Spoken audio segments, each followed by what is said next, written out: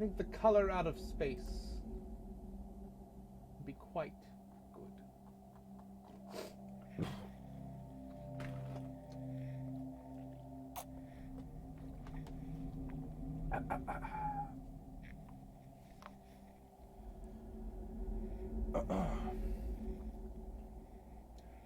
The Color Out of Space by H.P. Lovecraft. West of Arkham, the hills rise wild and narrow valleys with deep woods that no axe has ever cut. There are dark, narrow glens where the trees slope fantastically and where thin brookets trickle without ever having caught the glint of sunlight.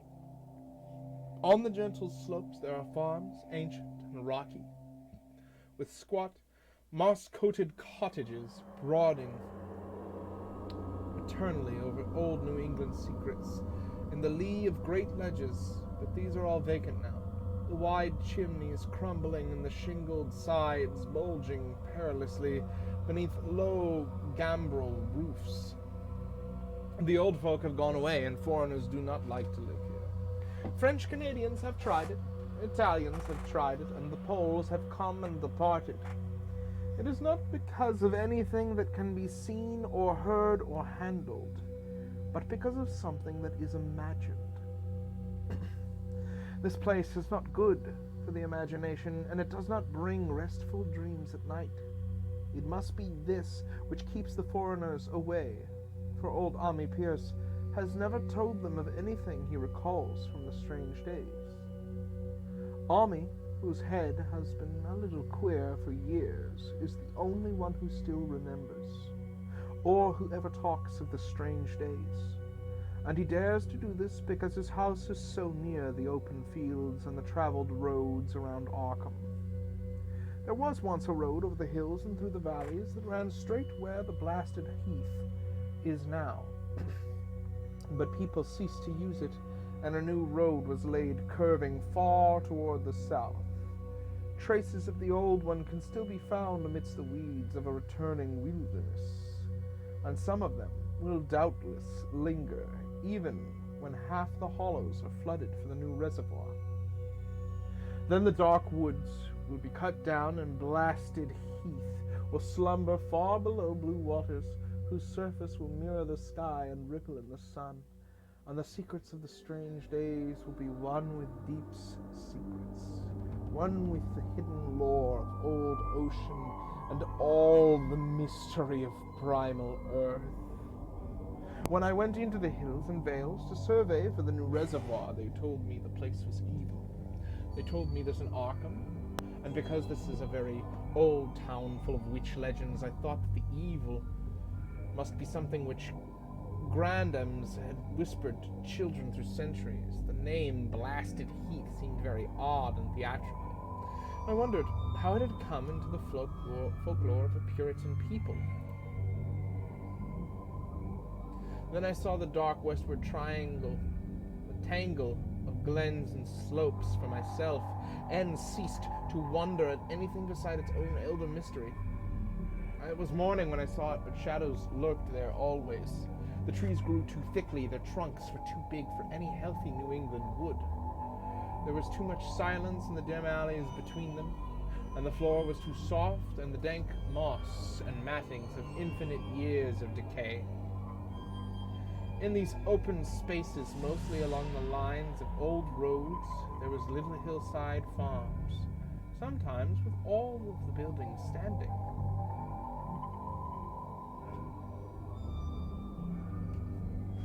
Sometimes with only one or two, and sometimes with only a lone chimney or a fast-filling cellar. Weeds and briars reigned, and furtive wild things rustled in the undergrowth. Upon everything was a haze of restlessness and oppression, a touch of the unreal and the grotesque, as if some vital element of perspective or chiaroscuro went awry. I did not wonder whether the foreigners would not stay, for this was no region to sleep in. It was too much like a landscape of Salvator Rosa, too much like some forbidden woodcut in a tale of terror. But even all this was not so bad as the blasted heath. I knew it the moment I came upon it, at the bottom of a spacious valley. For no other name could fit such a thing, or any other thing fit such a name.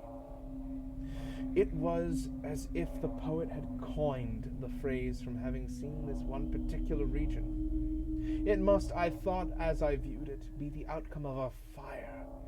But why had nothing new ever grown over these 5 acres of gray desolation that sprawled upon the open sky like a great spot eaten by acid in woods and fields? It lay largely to the north of the ancient road line, but encroached a little on the other side. I felt an odd reluctance about approaching, and did so at least only because my business took me through and past it. There was no vegetation of any kind, and that broad expanse, but a fine grey dust or ash which no wind seemed ever to blow about. The trees near it were sickly and stunted, and many dead trunks stood or lay rotting at the rim. As I walked hurriedly by, I saw the tumbled bricks and stones of an old chimney cellar on my right, and the yawning black maw of any abandoned well whose stagnant vapors played strange tricks with the hues of the sunlight. Even the long, dark woodland climb beyond seemed welcome in contrast, and I marveled no more at the frightened whispers of Arkham people. There had been no house or ruin near. Even in the old days, the place must have been lonely and remote. And at twilight, dreading to repass that ominous spot, I walked surreptitiously back to the town by the curious road on the south. I vaguely wished some clouds would gather, for an odd timidity about the deep sky voids above had crept into my soul. In the evening, I asked old people in Arkham about the blasted heath, and what was meant by that phrase, strange days, which so many evasively muttered. I could not, however, get any good answers, except that all the mystery was much more recent than I had dreamed. It was not a matter of old legendary at all, but something within the lifetime of those who spoke. It had happened in the 80s, and a family had disappeared or was killed. Speakers would not be exact, and because they all told me to pay no attention to old Army Pierce's crazy tales, I sought him out the next morning. Having heard that he lived alone in the ancient tottering cottage where the trees first began to get very thick, it was a fearsomely ancient place, and had begun to exude the faint miasmal odor which clings about houses that have stood too long. Only with persistent knocking could I rouse the aged man, and when he shuffled timidly to the door, could tell me was not glad to see me. He was not so feeble as I had expected, but his eyes drooped in a curious way, and his unkempt clothing and white beard made him seem very worn and dismal. Not knowing just how best he launched on his tales, I feigned a matter of business, told him my surveying, and asked him vague questions about the district. He was far brighter and more educated than I had been led to think, and before I knew it, had grappled quite as much of the subject as any man I had talked with in Arkham. He was not like any of the other rustics I bade know in the sections where reservoirs were to be. From him there were no protests at the miles of old wood and farmlands to be blotted out, though perhaps there would have been, had not his home laid outside the bounds of the future lake. Relief was all that he showed, relief at the doom of the dark, ancient valleys through which he had roamed his life. They were better underwater now. Better underwater since the strange days, and with this opening his husky voice sank low, while his body leaned forward, and its right forefinger began to point shakily and impressively. It was then I heard the story, and as the rambling voice scraped and whispered on, I shivered again and again, spite the summer day. Often I had to recall the speaker from ramblings, piece out scientific points which he knew only by a fading parrot memory of a professor's talk or bridge over gaps, where a sense of logic and continuity broke down. When he was done, I did not wonder what his mind had snapped a trifle, or that the folk of Arkham would not speak much of the blasted heath. I hurried back before sunset to my hotel, unwilling to have the stars come out above me in the open, and the next day returned to Boston to give up my position. I could not go into that dim chaos of old forests and slope again.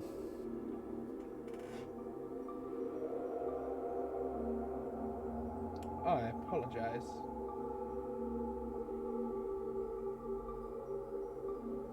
The reservoir would soon be built, and all those elder secrets will be safe forever under watery fathoms. But even then, I do not believe I would like to visit this country by night. At least not when the sinister stars are out and nothing could bribe me to drink the new city water of Arkham. It all began, old Ami said, with a meteorite.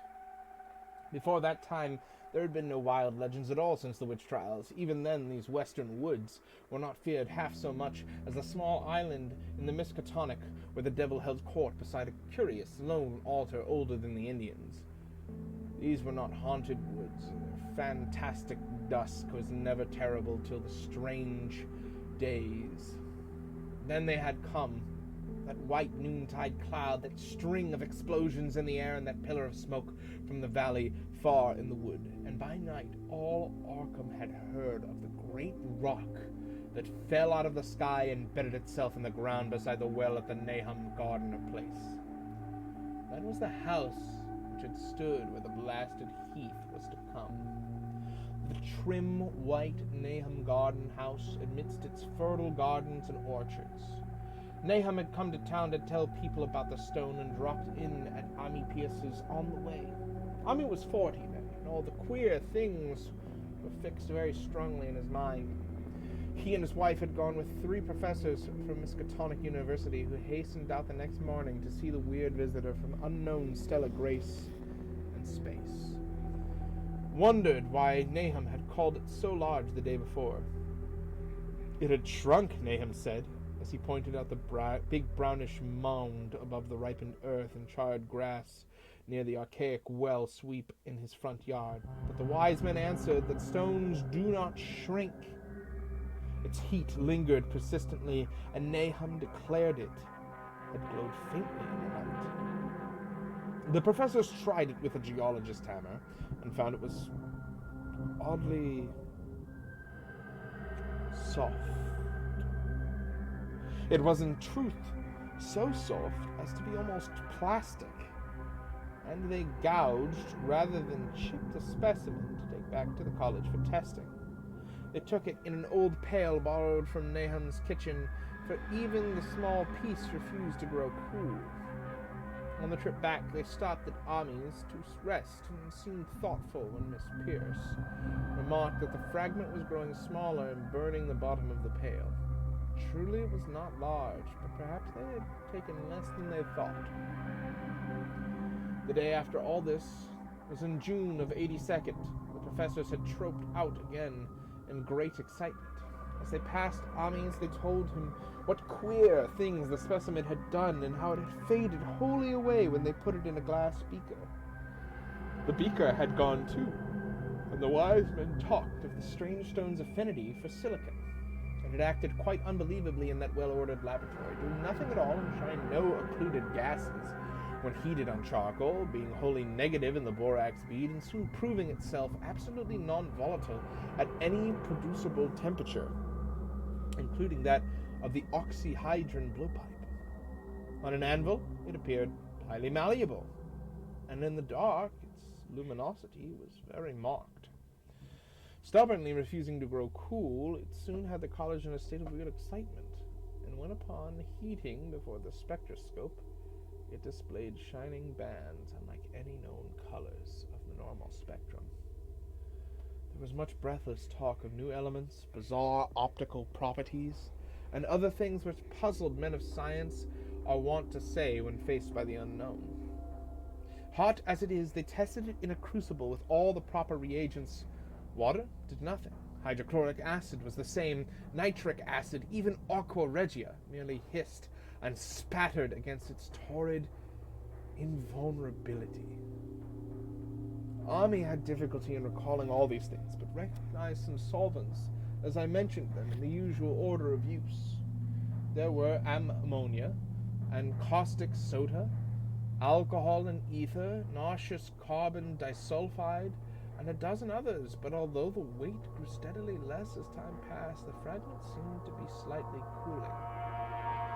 There was no change in the solvents to show that they had attacked the substance at all. It was metal, though, beyond a doubt. It was magnetic, for one thing, and after its emergence in the acid solvents, there seemed to be faint traces of the Widmanstern figures found on meteoric iron. When the cooling had grown very considerable, the testing was carried on in glass, and it was in a glass beaker that they left all the chips made of the original fragment during their work. The next morning, both chips and beaker were gone without a trace, and only a charred spot marked the place on the wooden shelf where they had been. All this the professor told Ami as they paused at his door, and once more he went with them to see the stony messenger from the stars. Though this time his wife did not accompany him. It had now most certainly shrunk, and even the sober professors could not doubt the truth of what they saw. All around the dwindling brown lump near the well was a vacant space, except where the earth had caved in, and whereas it had been a good 7 feet across the day before, it was now scarcely 5. It was still hot, and the sages studied its surface curiously as they detached another and larger piece with hammer and chisel. They gouged deeply this time, and as they pried away the smaller mass, they saw at the core of this thing it was not quite homogeneous. They had uncovered what seemed to be the side of a large colored globule embedded in the substance. The color which resembled some of the bands in the meteor's strange spectrum. It was almost impossible to describe, and it was only by analogy that they called it color at all. Its texture was glossy, and upon tapping it appeared to promise both brittleness and hollowness. One of the professors gave it a smart blow with a hammer, and it burst with a nervous little pop. Nothing was emitted, and all trace of the thing vanished with the puncture. It left behind a hollow spherical space about 3 inches across, and all thought it probable that others would be discovered as the enclosing substance wasted away. Conjecture was vain, so after a futile attempt to find additional globules by drilling, the seekers left again with their new specimen, which proved, however, as baffling as the laboratory as its predecessors. Aside from being almost plastic, having heat, magnetism, and slight luminosity, cooling slightly in powerful acids, and possessing an unknown spectrum, wasting away in air, and attacking silicon compounds with mutual destruction as a result, it presented no identifying features whatsoever. And at the end of the tests, the college scientists were forced to own that they could not place it. It was nothing of this earth, but a piece of the great outside, and as such, dowered with outside properties and obedient to outside laws. That night there was a thunderstorm, and when the professors went out to Nahum's the next day, they met with a bitter disappointment. The stone, magnetic as it had been, must have been some peculiar electrical property, for it had drawn the lightning, as Nahum said, with singular persistence. 6 times within an hour, the farmer saw the lightning strike the furrow in the front yard. And when the storm was over, nothing remained but a ragged pit by the ancient well sweep, half choked with caved-in earth.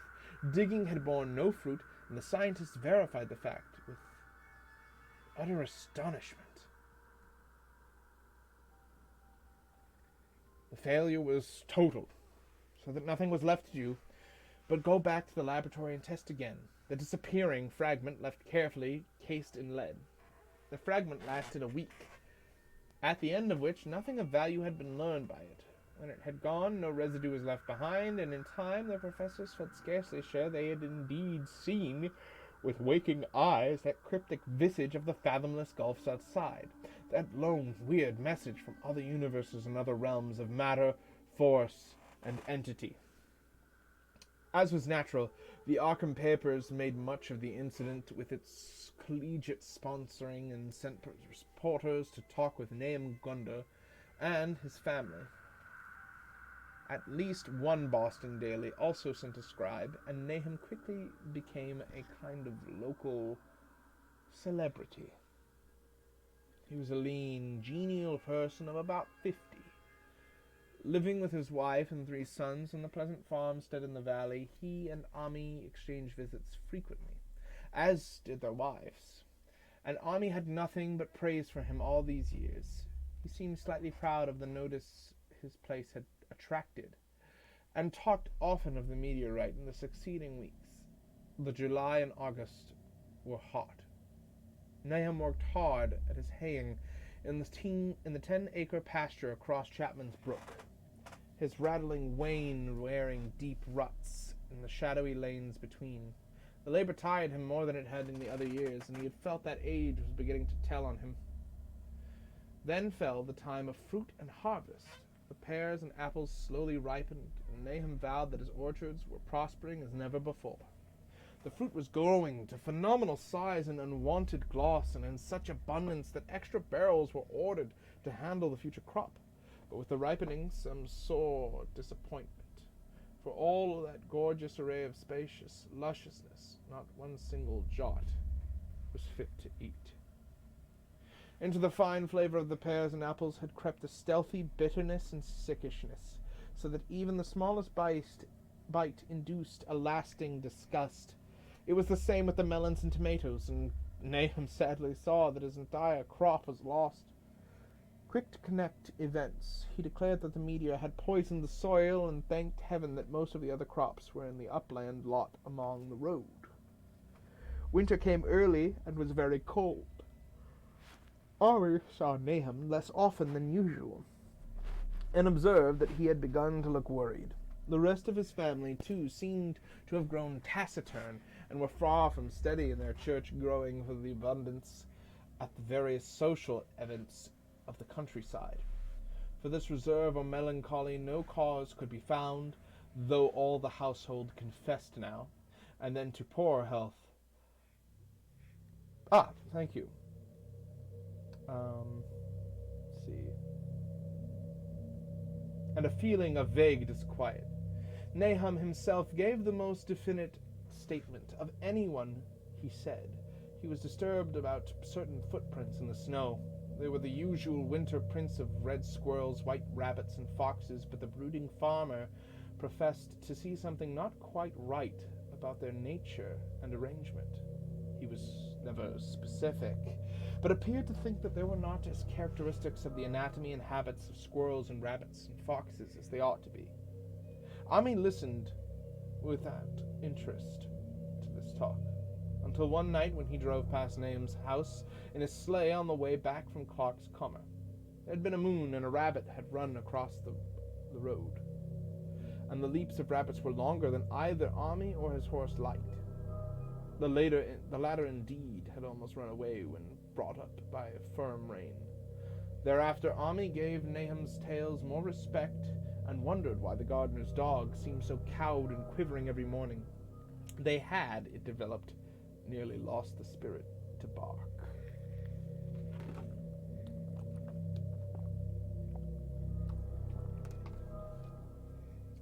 In February, the McGregor boys from Meadow Hill were out shooting woodchucks, and not far from the Gardner Palace bagged a very peculiar specimen.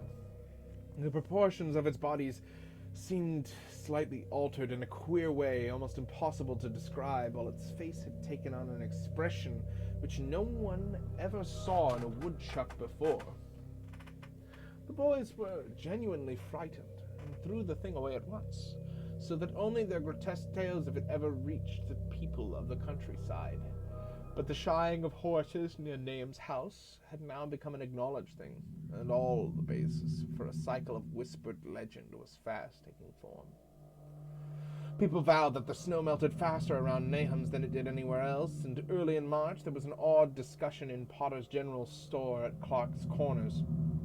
Stephen Rice had driven past Gardner's in the morning and had noticed the skunk cabbages coming up through the mud by the wood across the road.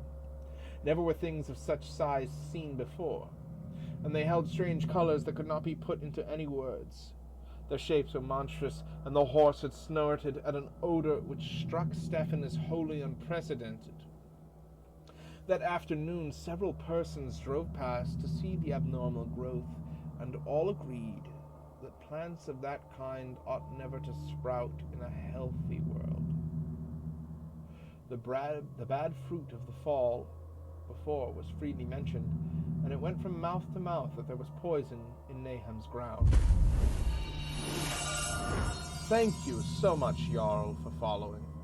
It is much appreciated. Of course, it was the meteorite, and remembering how strange the men from the college had found that stone to be, several farmers spoke about the matter to them. One day, they paid Nahum a visit, but having no love of wild tales and folklore, were very conservative in what they inferred. The plants were certainly odd, but all skunk cabbages are more or less odd in shape and hue. Perhaps some mineral element from the stone had entered the soil, but it would soon be washed away. And as for the footprints and frightened horses, of course this was mere country talk, which such a phenomenon as the aerolite would be certain to start. There was really nothing for serious men to do in cases of wild gossip, for superstitious rustics will say and believe anything, and so, through the strange days, the professors stayed away in contempt. Only one of them, when given 2 vials of dust for analysis in a police job over a year and a half later, recalled that the queer color of that skunk cabbage had been very like the anomalous bands of light shown by the meteor fragment in the college spectroscope. And like the brittle globule found embedded in the stone from the abyss, the samples in this analysis case gave the same odd bands at first, though later they lost the property. The trees budded prematurely around Nahum's, and at night they swayed ominously in the wind. Nahum's second son, Thaddeus, a lad of 15, swore that they swayed also when there was no wind. But even the gossip would not credit this. Certainly, however, the restlessness was in the air. The entire Gardner family developed the habit of stealthy listening, though not for any sound which they could consciously name. The listening was indeed rather a product of moments when consciousness seemed half to slip away. Unfortunately, such moments increased week by week, till it became common speech that something was wrong with all Nahum's folks. When the early saxifrage came out, it had another strange color, not quite like that of the skunk cabbage, but plainly related, and equally unknown to anyone who saw it. Nahum took some blossoms to Arkham and showed them to the editor of the Gazette. But that dignitary did no more than write a humorous article about them, in which the dark fears of rustics were held up to polite ridicule. It was a mistake of Nahum's to tell a stolid city man about the way the great overgrown mourning cloak butterflies behaved in connection with these saxifrages. April brought a kind of madness to the country folk, and began that disuse of the road past Nahum's which led it to its ultimate abandonment. It was the vegetation. All the orchid trees blossomed forth in strange colors, and through the stony soil of the yard and adjacent pasturage there sprang up a bizarre growth, which only a botanist could connect with the proper flora of the bizarre growth. No sane, wholesome colors were anywhere to be seen except in the green grass and leafage, but everywhere were those heretic, hectic, and prismatic variants of some diseased, underlying primary tone, without a place among the known tints of earth. The Dutchman's breeches became a thing of sinister menace, and the bloodroots grew insolent in their chromatic perversion. Ami and the gardeners thought that most of the colors had a sort of haunting familiarity, and decided that they reminded one of the brittle globule in the meteor.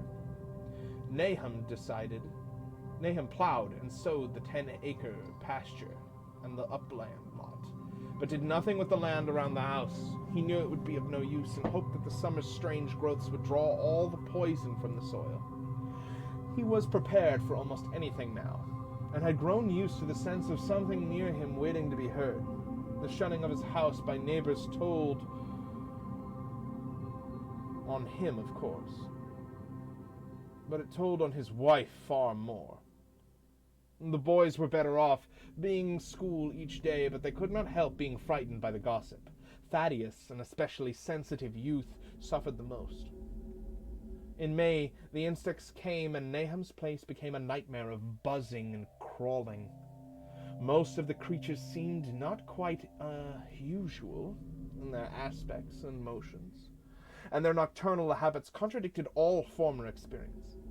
The gardeners took to watching at night, watching in all directions at random for something. They could not tell what. It was then that they owned that Thaddeus had been right about the trees.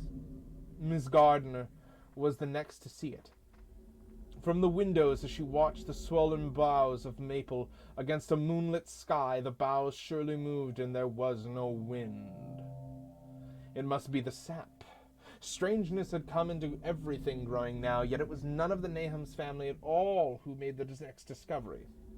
Familiarity had dulled them, and what they could not see was glimpsed by a timid windmill salesman from Bolton who drove by one night, in ignorance of the country legends. What he told in Arkham was given a short paragraph in the Gazette, and it was there that all farmers, Nahum included, saw it first. The night had been dark and the buggy lamps faint, but around a farm in the valley, which everyone knew from the account must be Nahum's, the darkness had been less thick. A dim, though distinct luminosity seemed to inhere in all vegetation, grass, leaves, and blossoms alike, while at one moment a detached piece of phosphorescence appeared to stir furtively in the yard near the barn. The grass had so far seemed untouched, and the cows were freely pastured in the lot near the house. But toward the end of May, the milk began to be bad. Then Nahum had the cows driven to the uplands, after which this trouble ceased. Not long after this, the change in grass and leaves became apparent to the eye. All the verdure was going gray, and was developing a highly singular quality of brittleness. Ami was now the only person who ever visited the place, and his visits were becoming fewer and fewer. When school closed, the gardeners were virtually cut off from the world, and sometimes let Ami do their errands in town. They were failing curiously, both physically and mentally, and no one was surprised when the news of Mrs. Gardner's madness stole around. It happened in June, about the anniversary of the meteor's fall, and the poor woman screamed about things in the air which she could not describe.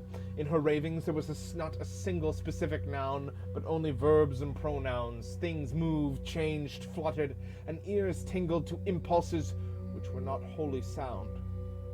Something was taken away.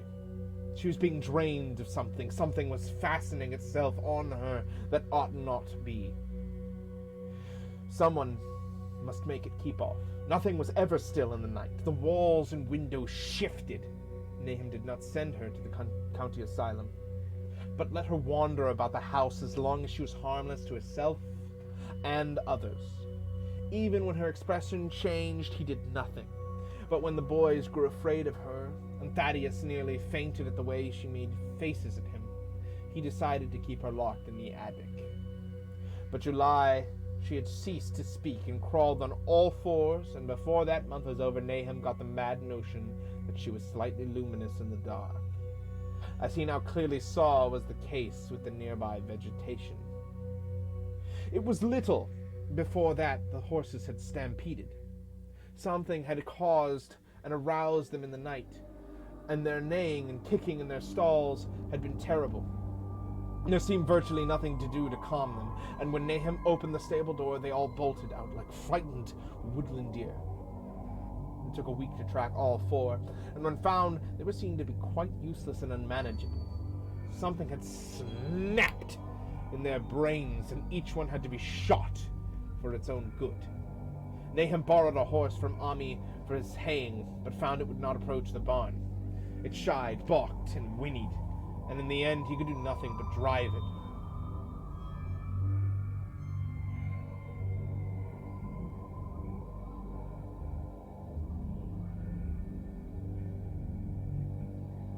I do not know which specific word you're referring to. And in the end, he could do nothing but drive it into the yard while the men used their own strength to get the heavy wagon near enough the hayloft for convenient pitching.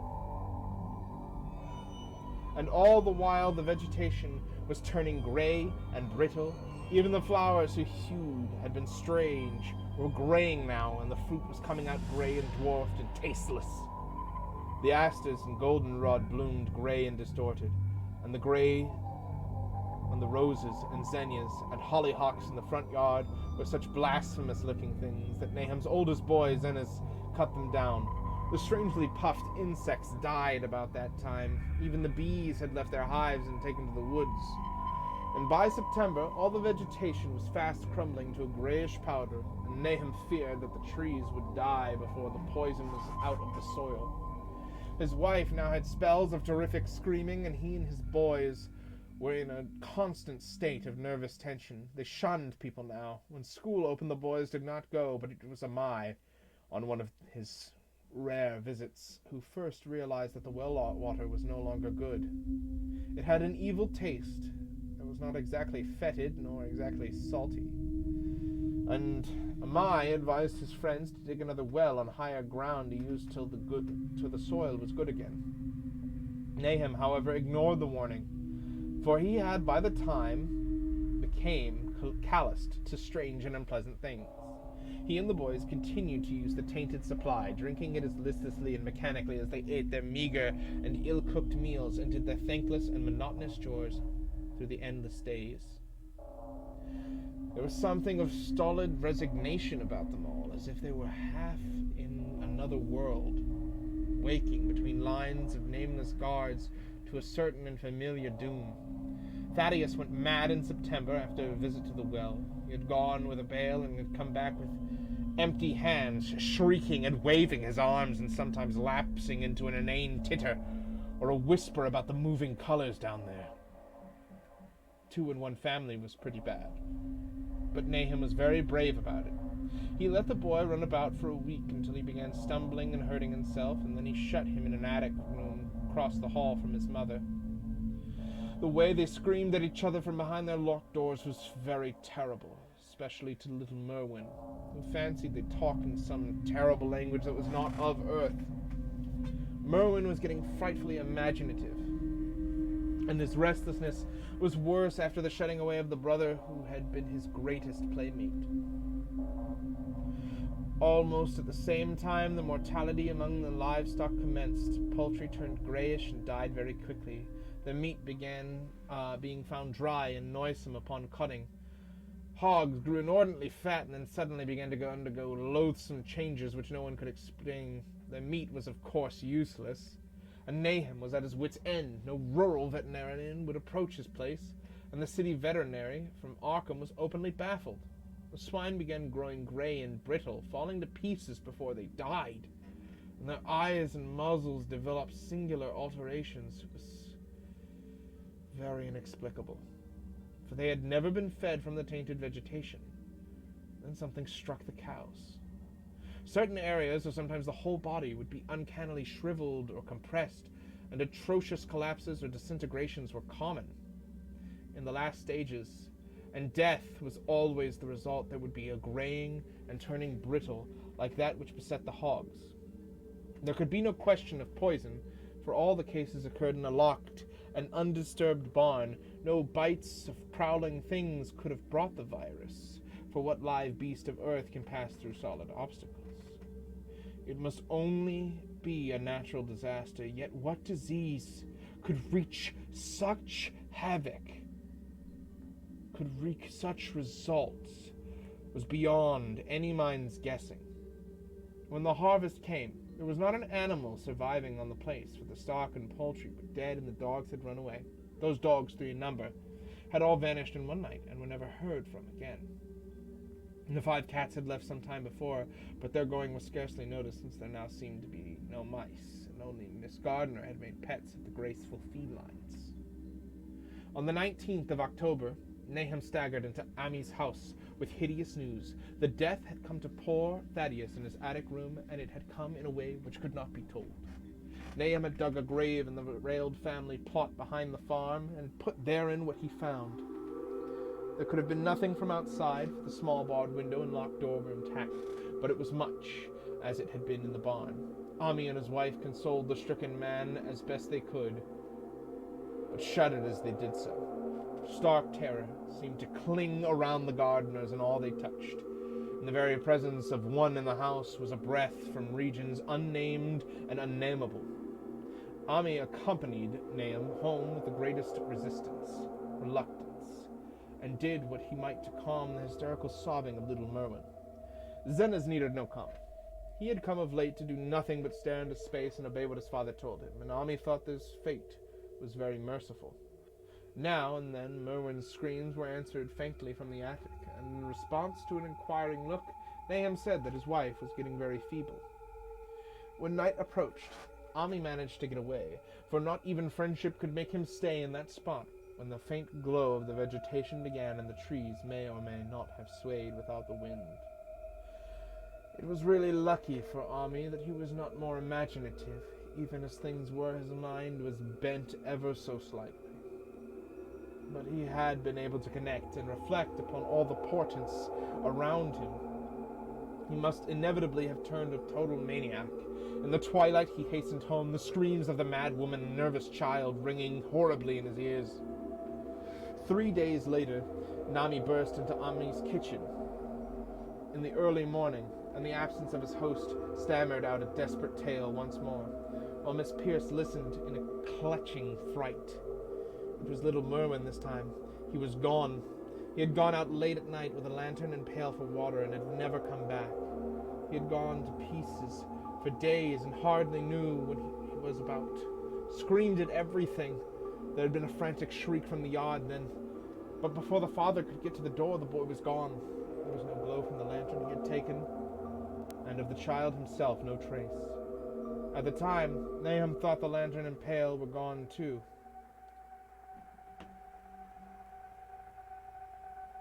But when dawn came, and the man had plodded back from his all-night search of the woods and fields, he had found some very curious things near the well. There was a crushed and apparently somewhat melted mass of iron, which had certainly been the lantern, while a bent handle and twisted iron hoops beside it, both half-fused, seemed to hint at the remnants of the pail. That was all. Nahum was past imagining, and Miss Pierce went blank. And Ami, when he had reached home and heard the tale, could give no guess. Merwin was gone, and there would be no use in telling people around, who shunned all gardeners now. No use either in telling the city people at Arkham, who laughed at everything. Thad was gone, and now Merwin was gone. Something was creeping,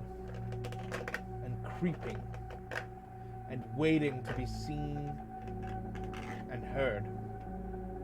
Nahum would go soon, and he wanted Ami to look after his wife and Zenas if they survived him.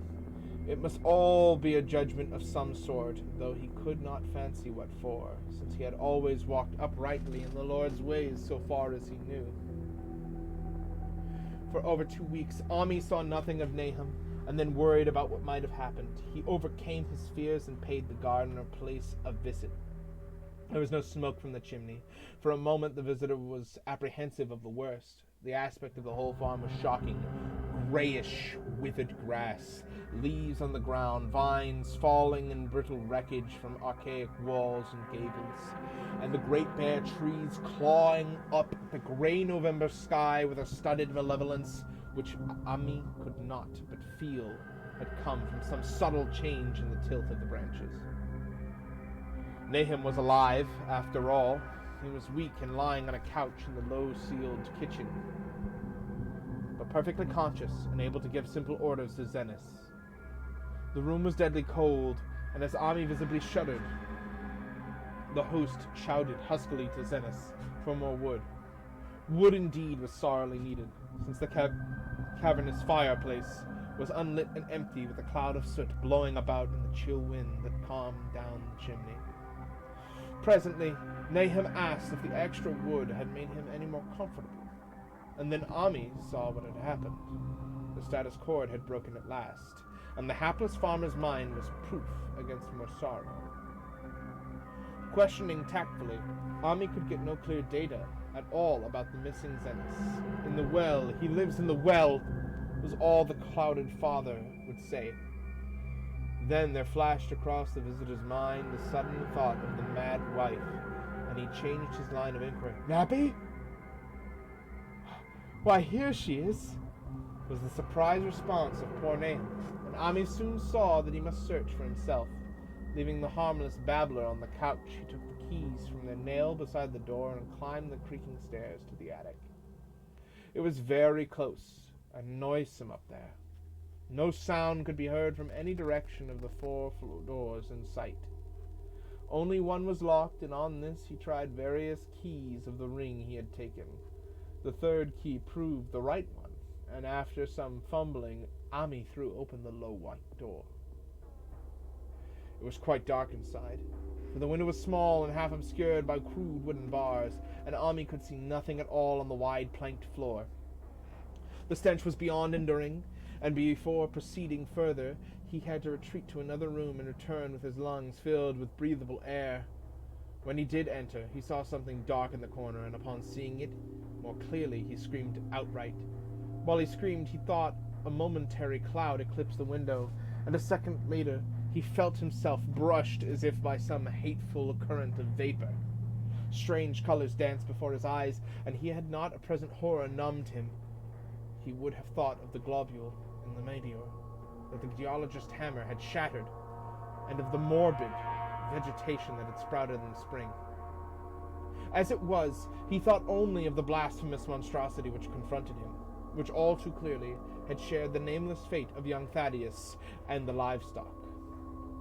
But the terrible thing about horror was that it very slowly and perceptibly moved as it continued to crumble. Ami would give me no added particulars of the scene, but the shape in which the corner does not reappear in his tale as a moving object.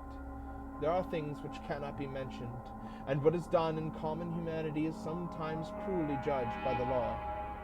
I gathered that no moving thing was left in that attic room, and that to leave anything capable of motion there would have been a deed so monstrous as to damn any accountable being to eternal torment. Anyone but a stolid farmer would have fainted or gone mad, but Ami walked conscious through the low doorway, and locked the accursed secret behind him. There would be Nahum to deal with now. He must be fed, tended, and removed to some place that he could be cared for. Commencing his descent of the dark stairs, Ami heard a thud below him. He even heard a scream had been suddenly choked off, and recalled nervously the clammy vapor which had rushed by him in that frightful room above. What presence has his cry and entry started up? Halted by some vague fear, he heard still further sounds below. Indubitably, there was some sort of heavy dragging, and a mostly detestable, sticky noise, as if some fiendish, unclean species of suction. With an associative sense of goaded to feverish heights, he thought unaccountably of what had been upstairs. Good God, what eldritch dream world was this into which he had blundered? He dared move neither backward nor forward, but stood there, trembling at the black curve of the boxed-in staircase. Every trifle of the scene burned itself into his brain. The sounds, the sense of dread, expectancy, the darkness, the steepness of narrow step, and merciful heaven, the faint but unmistakable luminosity of all the woodwork in sight. Steps, sides, exposed laths and beams alike. Then there burst forth a frantic whinny from Ami's horse outside, followed at once by a clatter which told of a frenzied runaway. In another moment, horse and buggy had gone beyond earshot, leaving the frightened man on the dark stairs to guess what had sent them. But that was not all. There had been another sound out there, a sort of liquid splash, water.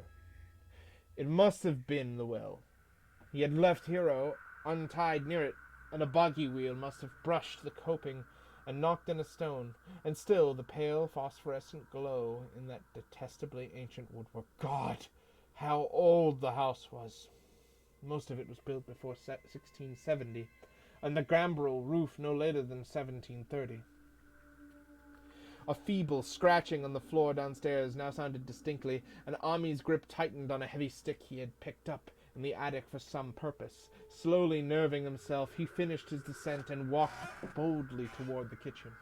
But he did not complete his walk, because what he sought was no longer there. It had come to meet him, and it was still alive after a fashion. Whether it had crawled, or whether it had been dragged by any external forces, Ami could not say. But the death had been at it.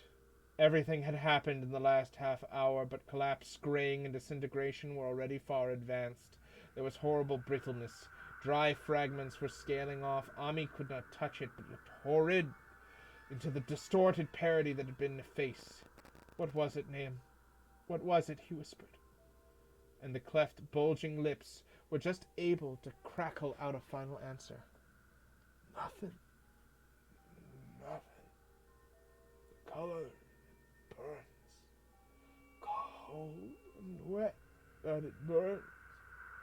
It lived in the well. I seen it kind of smoke, just like the flowers last spring. The well shone at night. Thought and moon and Zenith. Everything alive, second life out of everything. And that stone, they must have come in that stone. Poison the whole place. Don't know what it was. That round thing men from the college dug out in the stone. Smashed it. It was the same color, just the same. Like the flowers and plants. Must have been more of them. Seeds. Seeds they growed. I seen it the first time this week. Must have got strong on Zenith. He was a big boy. Full of life. You beat down on your mind and it gets you. Burns you up in the well water. He is right about that. Evil water. Zenith never came back from the well. Can't get away. Draws you. You know something that's coming, but tain't no use. I seen it time and again. The Zenith was took. Where's Nabby? Ami? My head's no good. Don't know how long since I fed her. It'll get her if we ain't careful. Just a color. Her face is getting to heave that color sometimes towards night. And it burns and sucks. It comes from a place where things ain't as they supposed to be. One of them professors said so. He was right. Look out on me. It'll do something more. Sucks the life out. But that was all. That which could speak no more because it had completely caved in. Ami laid a red-cheeked tablecloth over what was left and reeled out the back door in the fields. He climbed the slope to the 10-acre pasture and stumbled home by the north road in the woods. He could not pass that well from which his horses had run away. He had looked at it through the window and had seen that no stone was missing from the rim. Then the lurching buggy had not dislodged anything after all. The splash had been something else. Something which went into the well after it had done with poor Nahum. When Ami reached his house, the horses and buggy had arrived before him, and thrown his wife into fits of anxiety. Reassuring her without explanations, he set at once for Arkham and notified the authorities that Gardner's family was no more. He indulged in no details, but merely told of the deaths of Nahum and Nabby and that of Sadius being already known, and mentioned that the cause seemed to be the same strange ailment which had killed the livestock. He also stated that Merwin and Zenith had disappeared. There was considerable questioning at the police force, and in the end, Ami was compelled to take 3 officers to the Gardner farm, together with the coroner, the medical examiner, and the veterinary who had treated the deceased animal. He went much against his will, for the afternoon was advancing, and he learned the fall of night over that accursed place. But it was some comfort to have so many people with him. The 6 men drove out in Demon Crate wagon, and a Democrat wagon, following Ami's buggy, and arrived at the pest-ridden farmhouse about 4 o'clock. Used as the officers were to gruesome experiences, not one remained unmoved at what was found in the attic and under the red-checked tablecloth on the floor below. The whole aspect of the farm, with its gray desolation, was terrible enough, but these 2 crumbling objects were beyond all bounds. No one could look long at them, and even the medical examiner admitted there was very little to examine. Specimens could be analyzed, of course, so he busied himself in obtaining them, and here it develops that a very puzzling aftermath occurred at the college laboratory where the 2 vials of dust were finally taken. Under the spectroscope, both samples gave off an unknown spectrum in which many of the baffling bands were precisely like those which the strange meteor had yielded in the previous year. The property of emitting this spectrum vanished in a month, the dust thereafter consisting mainly of alkaline phosphates and carbonates. Ami would not have told the men about the well if he had thought they meant to do anything then and there. It was getting towards sunset, and he was anxious to be away. But he could not help glancing nervously at the stony curb by the great sweep. And when the detective questioned him, he admitted that Nahum had feared something down there so much, so that he had never even thought of searching it for Merwin and Zenas. After that, nothing would do but that they empty and explore the well immediately. So Ami had to wait trembling while pail after pail of water was hauled up and splashed on the soaking ground outside. The men sniffed in disgust in the fluid, and toward the last held their noses against the photo that they were uncovering. It was not so long a job as they had feared it would be. Since the water was phenomenally low, there is no need to speak to exactly what they found. Merwin and Zenas were both there. In part, though the vestiges were mainly skeletal, there were also a small deer and a large dog in about the same state, and a number of bones of small animals. The ooze and slime at the bottom seemed inexplicably porous and bubbling, and a man who described on handholds with a long pole found that he could sink the wooden shaft to any depth in the mud of the floor without meeting any solid obstruction. Twilight had now fallen, and lanterns were brought from the house. Then, when it was seen that nothing further could be gained from the well, everyone went indoors and conferred to the ancient sitting room, while the intermittent light of a spectral half-moon played wanly on the grey desolation outside. The men were frankly nonplussed by the entire case and could find no convincing common element to link the strange vegetable conditions, the unknown disease of livestock and humans, and the unaccountable deaths of Merwin and Zenas in the tainted well. They had heard the common country talk, it's true, but could not believe that anything contrary to natural law had occurred. No doubts that the meteor had poisoned the soil, but the illness of person and animals who had eaten nothing grown in the soil were another matter. Was it the well water? Very possibly. It might be a good idea to analyze it, but what peculiar madness could have made both boys jump into the well? Their deeds were so similar, and the fragments show that they had both suffered from the gray, brittle death. Why was everything so gray and brittle? It was the coroner seated near the window, overlooking the yard, who first noticed the glow about the well. Night had fully set in, and all the abhorrent grounds seemed faintly luminous, with more than fitful moonbeams. But the new glow was something definite and distinct, and appeared to shoot up from the black pit like a softened ray from a searchlight, giving dull reflections in the little brown pools where the water had been emptied. It had been very queer in a color, and as all the men cloistered round the window, Ami gave a violent start, for the strange beam of ghastly miasma was to him of no unfamiliar hue. He had seen that color before and feared to think what it might mean.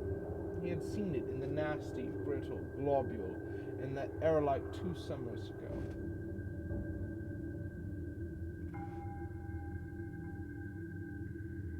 Had seen it in the crazy vegetation of the springtime, and had thought he had seen it for an instant that very morning against the small barred window of that terrible attic room where nameless things had happened.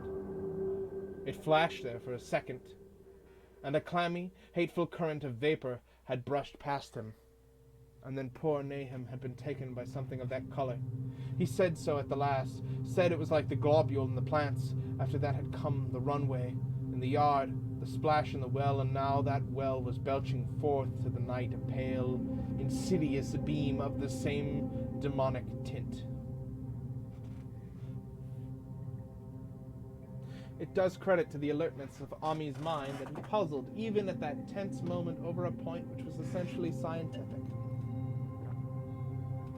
He could not but wonder at his gleaming of the same impression from a vapor glimpsed in the daytime against a window opening on the morning sky, and from a nocturnal exhalation seen as phosphorescent mist against a black and blasted landscape.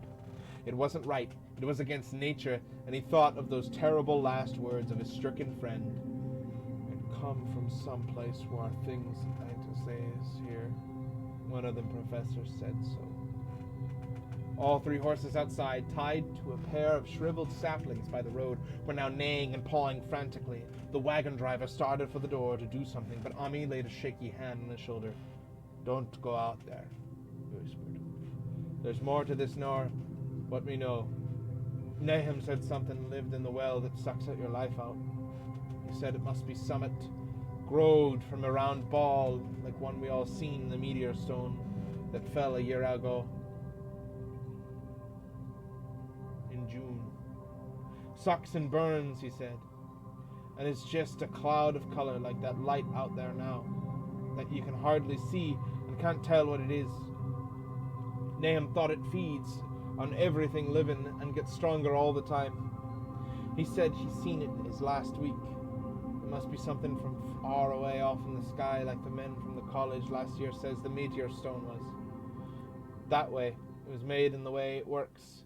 Ain't like no one of God's worlds. It's something from beyond." So the men paused indecisively as the light from the well grew stronger, and the hitched horses pawed and whinnied in increasing frenzy. It was truly an awful moment, with terror in that ancient accursed house itself. 4 monstrous sets of fragments, 2 from the house, 2 from the well in the woodshed behind, and that shaft of unknown, unholy iridescence from the slimy depths in front. Ami had restrained the driver on impulse, forgetting how uninjured he himself was after the clammy brushing of that colored vapor in the attic room.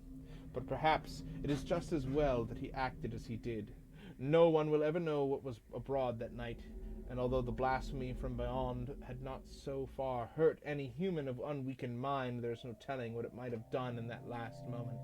With its seemingly increased strength, and the special signs of purpose it was soon to display beneath the half-clouded, moonlit sky.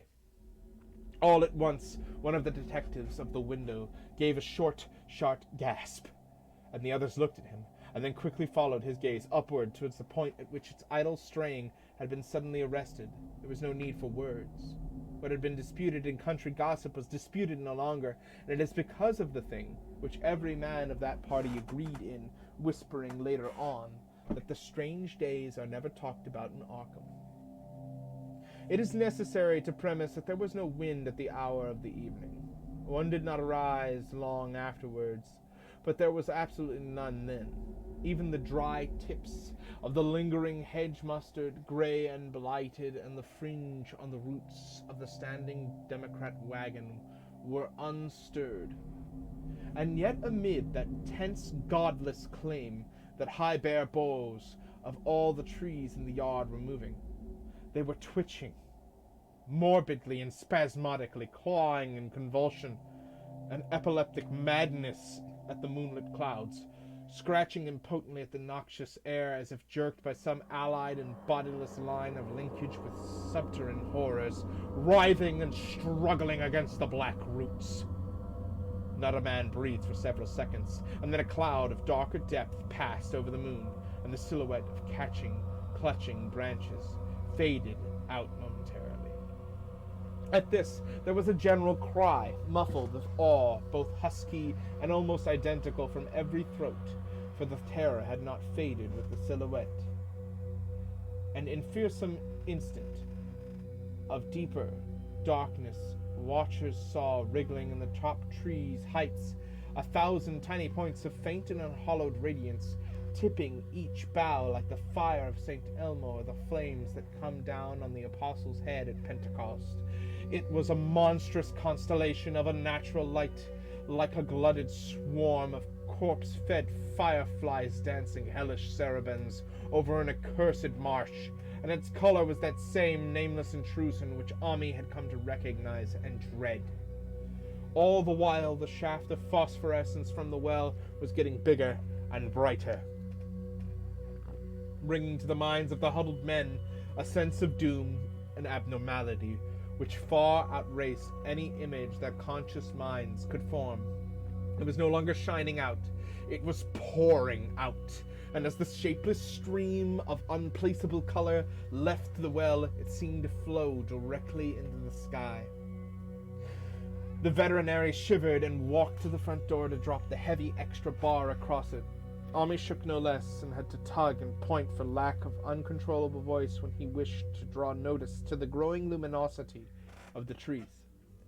The neighing and stamping of the horses had become utterly frightful, but not a soul of that group in the old house would have ventured forth for any earthly reward.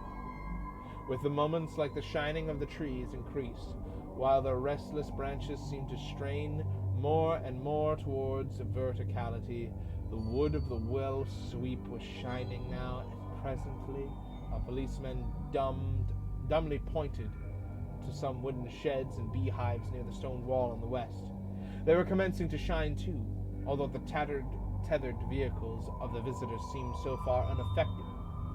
Then there was a wild commotion, clopping in the road, and as Ami quenched the lamp for better seeing, they realized that the span of frantic greys had broken their sapling and run off with the Democrat wagon. The shock served to loosen several tongues, and embarrassed whispers were exchanged. "It spreads on every organics that's been around here," muttered the examiner. No one replied, but the man had been in the well gave a hint that his long pole must have stirred up something intangible. "It was awful," he added.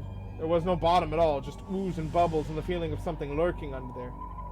Ami's horse still pawed and screamed deafeningly in the road outside, and nearly drowned its owner's faint quaver as he mumbled his formless reflections. It come from that stone. It growed down there. It caught everything living. It fed itself on 'em, mind and body. Thad and Merwin, Zenis and Navi. Nahum was the last. They all drank the water. It got strong on 'em. It came from beyond, where things ain't like they be here. And now it's going home." At this point, as the column of unknown color flared strongly suddenly, and began to weave itself into fantastic suggestions of shape, which each spectator described differently, there came from poor tethered heroes such a sound as no man before or since has ever heard from a horse. Every person in that low-pitched sitting room stopped his ears, and Ami turned away from the window in horror and nausea. Words could not convey it. When Ami looked out again, the hapless beast lay huddled inert in the moonlit ground beneath the splintered shifts and shafts of the buggy.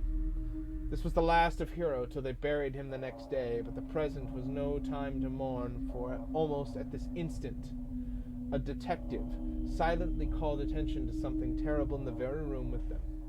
In the absence of lamplight, it was clear that a faint phosphorescence had begun to pervade the entire apartment. It glowed on the broad planked floor and the fragment of red carpet, and shimmered over the sashes of small paned windows. It ran up and down exposed corner posts, coruscated about shelf and mantel, and infected the very doors and furniture. Every minute saw it strengthen, and at last it was very plain that the healthy living beings must leave the house. Ami showed them the back door and the path up the fields to the 10-acre pasture. They walked, stumbled, as in a dream, and did not dare look back till they were far away on the high ground. They were glad of the path, for they could not have gone the front way, by that well. It was bad enough passing the glowing barn and sheds, and those shining orchid trees with gnarled, fiendish contours, but thank heaven the branches did their worst, twisting high up. The moon went under some very black clouds, as they crossed the rustic bridge over Chapman's Brook, and it was blind groping from there to the open meadows. When they looked back towards the valley and the distant Gardner place, at the bottom they saw a fearsome sight. At the farm was shining with the hideous unknown blend of colors. Trees, buildings, and even such grass and herbage as had not been wholly changed to lethal grey brittleness. The boughs were all straining skyward, tipped with tongues of flame, and lambent tricklings of the same monstrous fire were creeping about the ridge-poles of the house, barn, and sheds. It was a scene from a vision of Fusela, and over all the rest reigned that riot of luminous amorphousness, that alien and undimensioned rainbow of cryptic poison from the well, seething, feeling, lapping, reaching, scintillating, straining, and mainly bubbling in its cosmic and unrecognizable chromaticism. Then, without warning, the hideous thing shot vertically towards the sky like a rocket or meteor, leaving behind no trail and disappearing through a round and curiously regular hole in the clouds before any man could grasp or cry out. No watcher can ever forget that sight, and Ami stared blankly at the stars of Sangus, Deneb twinkling above the others, where the unknown color had melted into the Milky Way. But his gaze was the next moment called swiftly to earth by the cracking in that valley. It was just that, only a wooden riping and crackling, and not an explosion, as so many others of the party vowed. Yet the outcome was the same, for in one feverish, kaleidoscopic instant there burst up from that doomed and accursed farm a gleamingly eruptive cataclysm of unnatural sparks and substance, blurring the glance of those who saw it, and sending forth to the zenith a bombarding cloudburst such colored and fantastic fragments as our universe must needs disown. Through quickly reclosing vapors, they followed the great morbidity that had vanished, and in another second they had vanished too. Behind and below was only a darkness to which the men dared not return, and all about was a mounting wind, which seemed to sweep down in black gusts from the interstellar space. It shrieked and howled and lashed the fields and distorted woods in a mad cosmic frenzy, till soon the trembling party realized it would be no use waiting for the moon to show what was left down there at Nahum's. Too awed even to hint at theories, the 7 shaking men trudged back towards Arkham by the North Road. Ami was worse than his fellows and begged them to see inside his own kitchen instead of keeping straight on to town. He did not wish to cross the blighted, wind-whipped woods alone to his home in the main road, for he had an added shock that the others were spared, and was crushed forever with a brooding fear he dared not even mention for many years to come. As the rest of the watchers, tempestuous hill, had stolidly set their faces towards the road, Ami had looked back an instant at the shadowed valley of desolation so lately sheltering his ill-starred friends, and from that stricken, far-away spot he had seen something feebly rise, only to sink down again upon the place from which this great shapeless horror had shot into the sky. It was just a color, but not any color of our earth or heavens, and because Ami recognized that color, he knew this last faint remnant must still lurk down there in the well. He has never been quite since. Ami would never go near the place again. It is 44 years now since the horror happened, but he has never been there, and will be glad when the new reservoir blots it out. I shall be glad too, for I do not like the way the sunlight changed colors around the mouth of the abandoned well I passed. I hope the water will always be very deep, but even so I shall never drink it. I do not think I shall visit the Arkham country hereafter. 3 of the men who had been with Ami returned the next morning to see the ruins by daylight, but they were not any real ruins, only the bricks of the chimney, the stones of the cellar, some mineral and metallic litter here and there, and the rim of the nefandous well, save for Ami's dead horse, which they towed away and buried, the buggy, which they shortly returned to him, and everything that had ever been living had gone. 5 eldritch acres of dusty, gray desert remained, nor has anything grown there since. To this day it sprawls open to the sky like a great spot eaten by acid in the woods and fields, and the few who have ever dared glimpse in spite of the rural tales have named it the Blasted Heath. The rural tales are queer. They may be even queerer if city men and college chemists could not be interested enough to analyze the water from that disused well, or the gray dust that no wind seems to disperse. Botanists, too, ought to study the stunted flora on the borders of that spot, for they might shed light on the country notion that the blight is spreading little by little, perhaps an inch a year. People say that the color of the neighboring herbage is not quite right in the spring, and that wild things leave queer prints in the light winter snow. Snow never seemed quite so heavy on the blasted heath as it is elsewhere. Horses, the few that are left in this motor age, grow skittish in the silent valley, and hunters cannot depend on their dogs to go near the splotch of grayish dust. They say mental influences are very bad, too. Numbers went queer in the years after Nahum's taking, and always they lacked the power to get away. And the stronger-minded folk all left the region. The only foreigners tried to live in the crumbling old homesteads. They could not stay, though, and one sometimes wonders what insights about our wild, weird stories of whispered magic may have gotten to them. The dreams at night, they protest, are very horrible in that grotesque country. And surely the very look of the dark realm is enough to stir a morbid fantasy. No traveler has ever escaped a sense of strangeness in these deep ravines, and an artist shiver as they paint thick woods whose mystery is as much of the spirits of the eye. I myself am curious about the sensation I derived from my lone walk before Ami told me his tale. When twilight came, I had vaguely wished some clouds would gather, for an odd timidity about the deep sky voids above had crept into my soul. Do not ask me for my opinion. I do not know. That is all. There was no one but Ami to question, for Arkham people will not talk about the strange days, and all three professors who saw the area light and its cultured globule are dead. There were other globules, depend on that. One must have fed itself, escaped, and probably there was another, which was too late. No doubt it still escaped, and down the well. I know there's something wrong with the sunlight I saw above the miasmal brink. The rustics say the blight creeps an inch a year, so perhaps there's a kind of growth or nourishment even now. But whatever demon hatchling is there, it must be tethered to something, or else it would quickly spread. Is it fastened to the roots of those trees that claw the air? One of the current Arkham tales is about fat oaks that shine and move as they ought not do at night. What it is, only God knows. In terms of matter, I suppose the thing Ami described would be called a gas, but this gas obeyed the laws that are not of our cosmos. This was no fruit of such worlds and suns as shine on the telescopes and photographic plates of our observatories. This was no breath from the skies whose motions and dimensions our astronomers' measures were deemed too vast to measure. It was just a color out of space, a frightful messenger from unformed realms of infinity beyond all nature as we know it.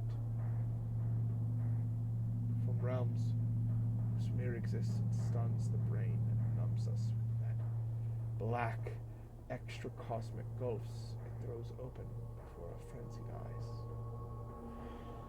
I doubt very much if Ami consciously lied to me. I do not think his tale was all a freak of madness, as the townfolks had forewarned. Something terrible came to the hills and valleys on that meteor, and something terrible, though I know not in what proportion, still remains. I shall be glad to see the watercolor. Meanwhile, I hope nothing will happen to Ami. He saw so much of the thing, and its influence was so insidious. Why has he never been able to move away? How clearly he recalled the dying words of Nahum's "Can't get away, draws ye. You know something's a-comin', but 'tain't no use." Ami is such a good old man. When the reservoir gangs get to work, I must write the chief engineer to keep a sharp watch on him. I would hate to think of him as the gray, twisted, brittle monstrosity which persists more and more in troubling my sleep. And that is the end of The Color Out of Space. A tale truly boggling. Much of H.P. Lovecraft's work is insistent in its vagueness. That is all the time I have for this evening, ladies and gentlemen. But tomorrow, I will join you once more. Many of you have come and gone, and I'm sure that those who watch the VOD later will also be as pleased. To you I say, adieu. This is Edward Thornblood, saying ta-ta.